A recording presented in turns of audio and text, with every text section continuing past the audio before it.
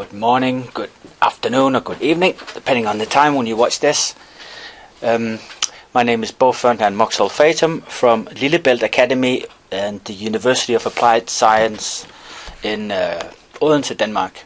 And I've come here as part of the NordPlus exchange program to show you different ways of looking at tourism.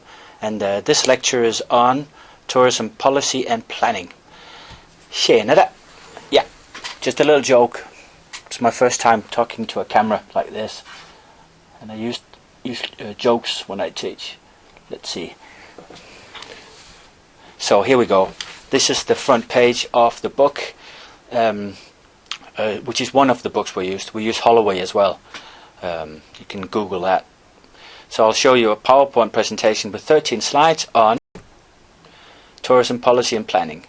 Now what it doesn't include is cooperation, to cooperate. That's probably the most difficult thing in tourism. You can make a policy, like a family making a policy, and you can plan, but when it comes down to it, it's can people cooperate? So if you keep that in mind. So the learning objectives is, first, the concepts of what's policy and what is planning. Same as when you do your dissertations. Of course, you define the concepts, what's the starting point of what we're talking about. And then we can evaluate the role of policy and planning in tourism, and then you assess the challenges faced by it. So really, if you look at these three objectives, it's more like an area of concern when you do your dissertations. First you conceptualize, then you make an evaluation what you have, and then based upon that you assess what you can do in the future. And that's probably the way I see it. Okay, back to this then. So tourism policy. You can look at all these here. The usually linked to all these jobs, diversification, because probably you need to diversify the industry into something different. You remember probably from other lectures and tourist books that you went from the old-fashioned trade into production, and then you went to the service, and then you got experience economy now. That's the transition from industrialized countries from non-industrialized countries to industrialized, and then service or tourism based. Like we used to have in most countries, we used to have a lot of farming and a lot of fishing, and obviously that's gone down because there's been you got different fishing quotas and stuff, so you got less people working in it, and it's industrialized, so mechanized. So tourism is a high that has a high level of people working in it, and you can develop like infrastructure. That could be a tourism policy as well. New roads, new airstrips, and so on. And you need sometimes to make a new tourism strategy because you're going in the wrong direction. Like Spain in the 80s, I think that was when they changed the strategy from being mass tourism to less mass tourism, and it was difficult because changing the tourism strategy also needs to change the branding. Tourism can enhance quality of life because people generate again more income. These are interlinked, aren't they?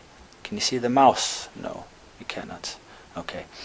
And then you got cultural preservation, and that can be done through having museums and so on, or different sites where you can usually pay an entrance fee, because then you got money to preserve it.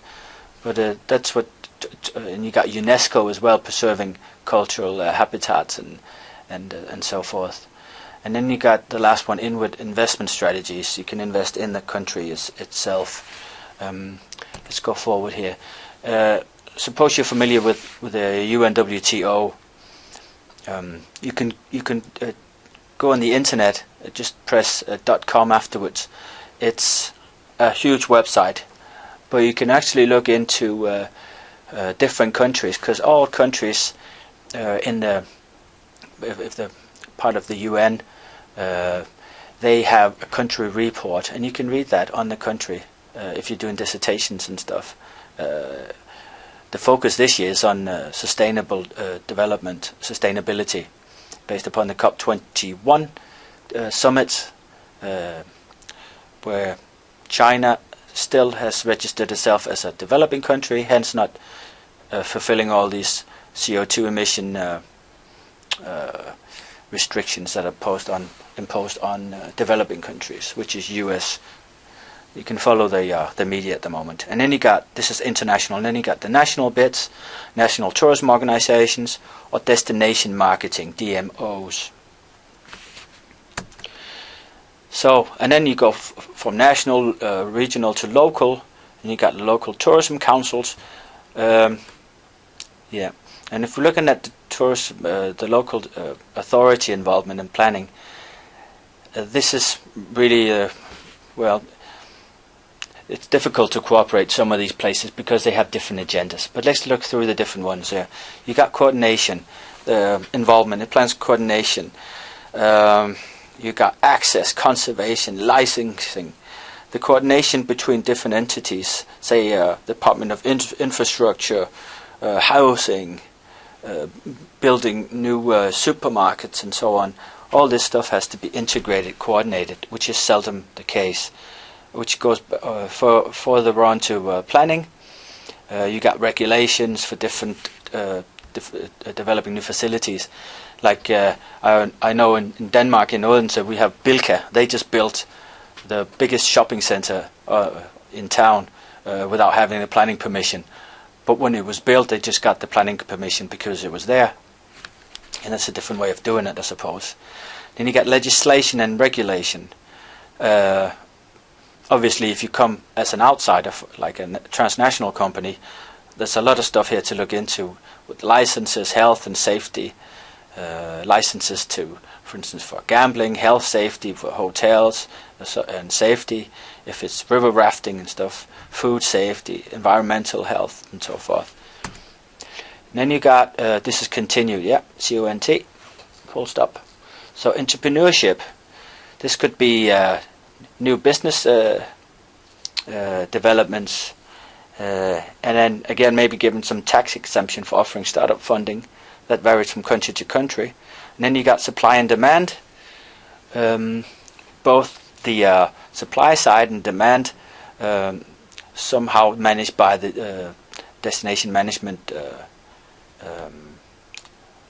policy. And then the marketing and promotion, again, and that's usually directly through a DMP.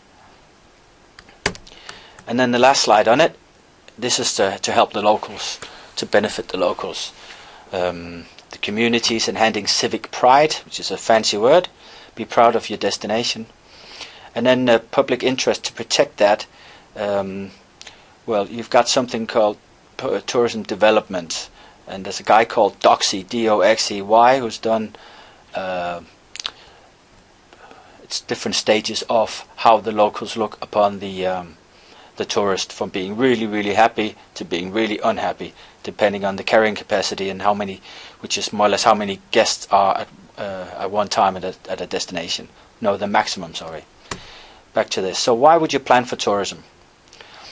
Now, if you ask the UNWTO, well, they say it's important, and they've got this book from '96 or something with the planning tools, and it goes from year 1, 2, 3, 4, and 5 usually, and it's like a Gantt card, if you know it, G-A-N-T, a Gantt card, which is used for planning.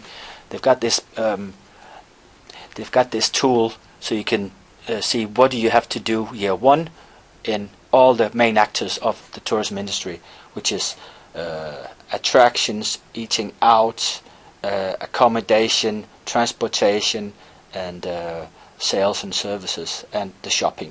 So you've got what should you build, construct, or plan year 1, 2, and 3. Obviously, hotels should be started early.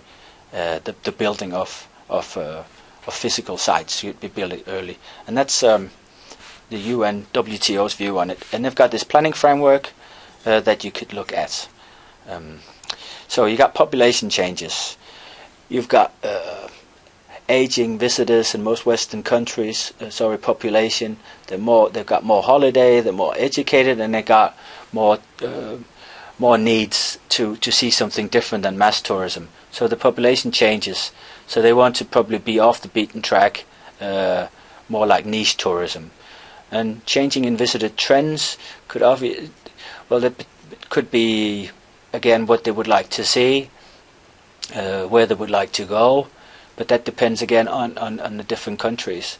And then to the destination itself, well, the destination could need a different way of I don't know, to see themselves in the future. If you think about planning a strategic tool, then where would you be in the future? So the nature of the tourism could be that they would like to change their brand or their image in the near future. It could be they're overexploited with the tourism industry, for instance, that it's only profit that has been thought of and not maybe sustainability, taking care of the environment, for instance, which is one of the 3 pillars of sustainability. Outbreak of diseases, congestion. Well, I can't remember the correct expression. It's London Ring Road or something. You pay £15 or something to go into the city centre of London with a car unless you live there. And a lot of cities have adopted this planning tool to get less cars and less congestion in the city centre. You got event safety. Again, that could be security or could be food safety if it's a food event. Could be different kinds of safety to prevent events. Some of you are probably studying event management, and so you got different views on that. And then again, you got this resentment towards tourists. That means carrying capacity again. How many tourists have you got at the destination at one point in time? And obviously, again, you need the locals to. When the slide showed before, you need the locals' involvement, so they don't resent the tourists because obviously they know that they make money on them, and also maybe they benefit from socio-cultural exchanges. It could be increase in criminal activity. That's not being proved. It's hard to prove. But obviously, big cities have a lot of pickpockets. We've heard of other places where people are mugged, shot, and stuff. Those are the bad sides of tourism. And then you got the destruction of host community values. Well, some tourists want the locals to behave like they did in the old days because they think it's so romantic and idyllic to go on holidays looking at the way it used to be, but maybe the locals don't really want to be like that. I remember I studied tourism with a bunny from Uganda, and he said all the university students, they used to dress up like old tribes people into clay huts and stuff, and then they used to act in front of Western tourists and then make money that way, and the tourists didn't know. Anyway, another side of the story. Challenges in tourism planning. Seasonality. I'll just do a picture of myself here. Let's see. Yeah, seasonality. Obviously, you got off season and then the peak season, like a pregnant whale, and then the off season, and then you need to somehow manage the seasonality because most places get tons of tourists during the peak season, and how will you get how can you plan for that? I mean, there's going to be congestion, too many people at one place, fully booked hotels, too many people on the beaches. So you would like, as a tourism marketing manager or any kind of company at a destination in tourism, you would like people to come in these shoulder seasons. And usually you do that, well, you lower the prices or you make different, short haul holidays, weekend holidays to cities like Berlin, London, Paris, Stockholm, and so on. And that's how to manage seasonality if you can. But of course you got the problem with the weather. And you can convert day trippers.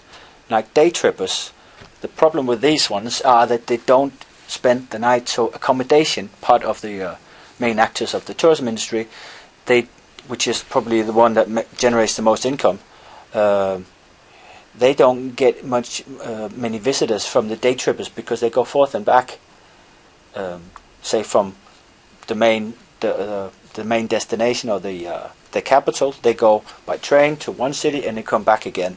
So they don't stay in a hotel or bed and breakfast or be in Airbnb and so forth. And that means you lose a lot of money. So the challenge for the tourism industry is to get them to stay a bit longer, prolong the stay. In order to do that, probably you need to build some more attractions or something that will interest the guests. It could be events. That's a big thing at the moment, events. And then you can manage the impacts.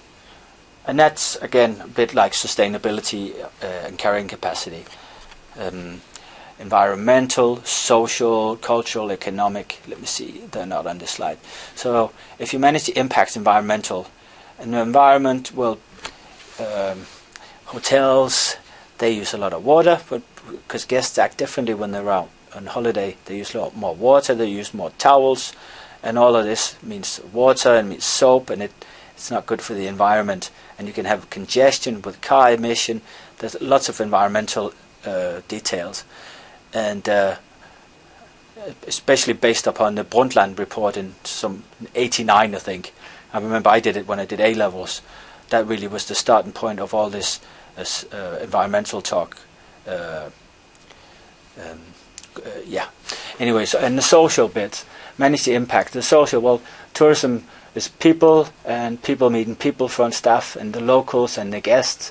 So obviously there'll be a lot of social interaction, and also cultural interaction, where guests come to see the local culture, but they also affect the local culture by bringing their own. And some cultures affect other cultures more, but that's a different talk.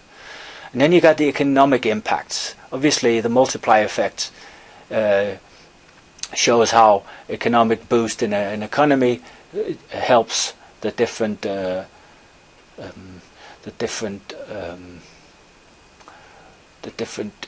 different groups, or I forgot the word. They help the different different industries in the destination. Like they help the accommodation sector. They help the retailers. They help the shopping sector, and the eating out, the restaurants. So it helps them, and they generate income, and it boosts the economy. And obviously at home as well, the local travel agents who sell the tourists their tickets, they also generate income. So challenges in tourism planning, yeah, you got to encompass all these: environmental, social, cultural, and economic, and manage seasonality. So good luck in the future. Anyway, back to the management solutions. So you got some tools here to manage this. So the visitor flows.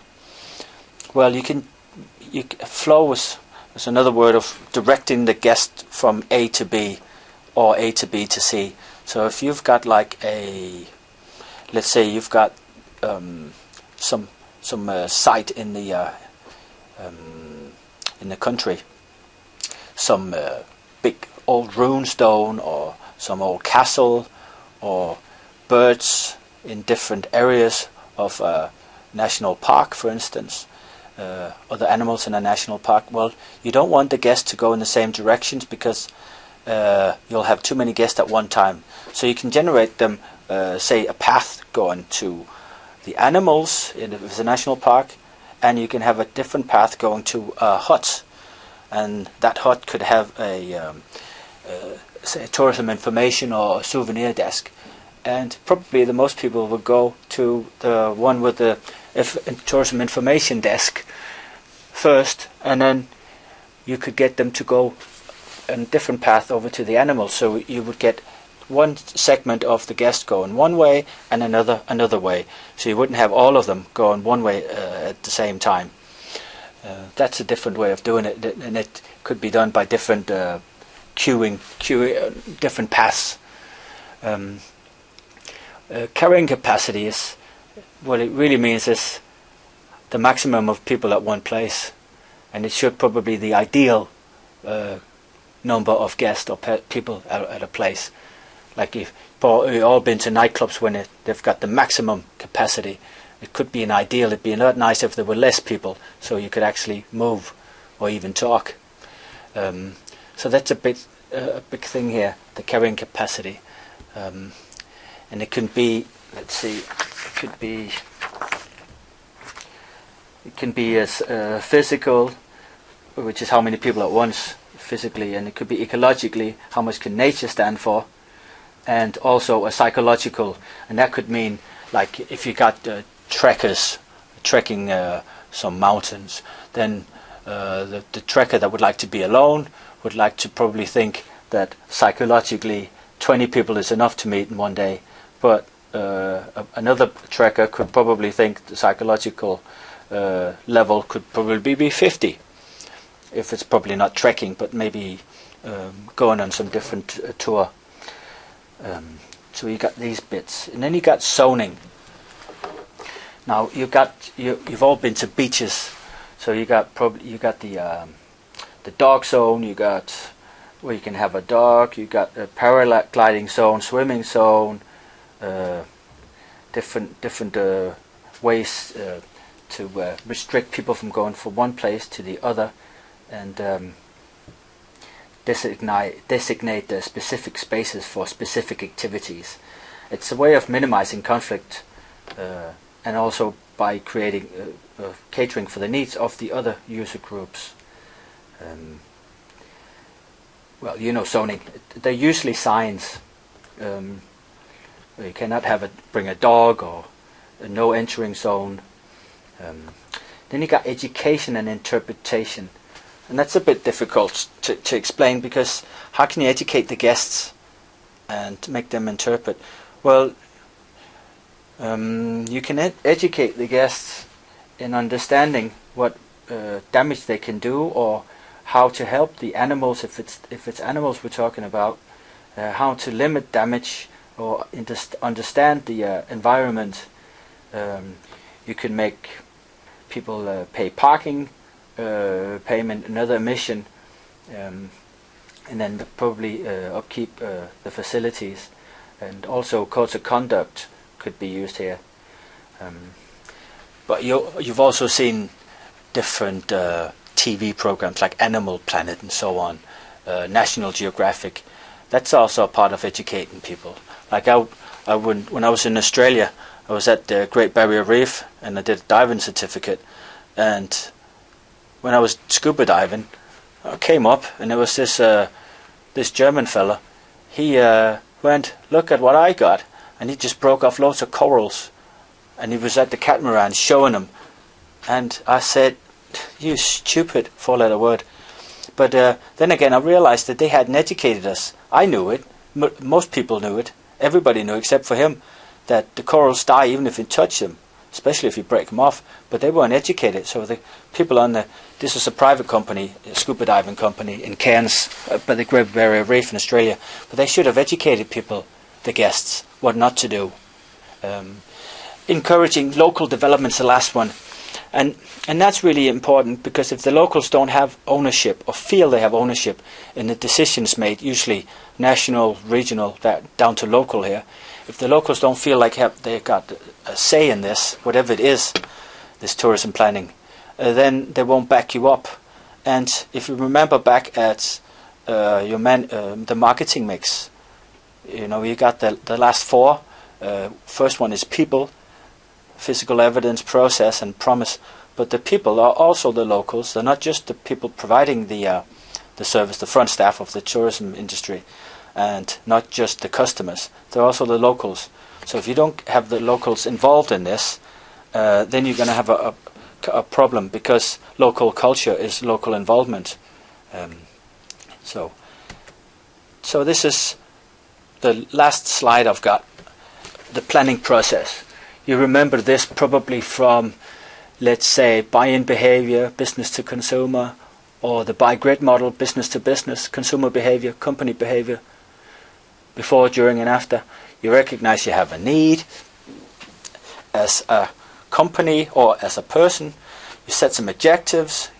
You survey. You do basically you do a market analysis, and then you do some services, find some new data, analyze primary, secondary, and then you make an initial draft and plan. And we'll stop there, and I'll put the camera on me just to show you that there are some different stages here that you could go through. at the analyzing primary and secondary data, and then you go down to formulating an initial draft plan. So if this were a public entity, then this, what I'm going to show you now, is the way to plan it. So you got this, you cannot see it, it doesn't matter, but you can see the different boxes here, down to bottom. So the first one here would be, let's see, this is planning process for public company in the UK, for instance here. So a public company would first contact the planning department of your local planning authority for advice. Second bit, apply the criteria online to the planning portal or in a paper format. So either you outline the application or you do a full application at once. And after that you submit here application with corrections, with the correct fee and the necessary supporting documents to the local planning authority, and they will validate your application and request missing documents if you miss something. Usually you have, and then the local planning authority will acknowledge the valid application. So the application has been acknowledged as an application, and then the local planning authority publishes and consults on the application, and it's considered by the planning officer and or the planning committee. And then you got 4 different results here. Permission refused, back to scratch. Then you change the proposal and submit a new application, all the way up to start again. Negative. The other 3, application not decided in 8 weeks, and then you got a right of appeal down here, and then you got to go back and probably get it granted or refused back again. Those were the 2 negative ones. Otherwise the permission is granted with conditions, and then you got to start work within the limit and comply with conditions or change something, or it's just granted, which is probably the best one, yeah? And then you start work within time, limit, and comply with conditions.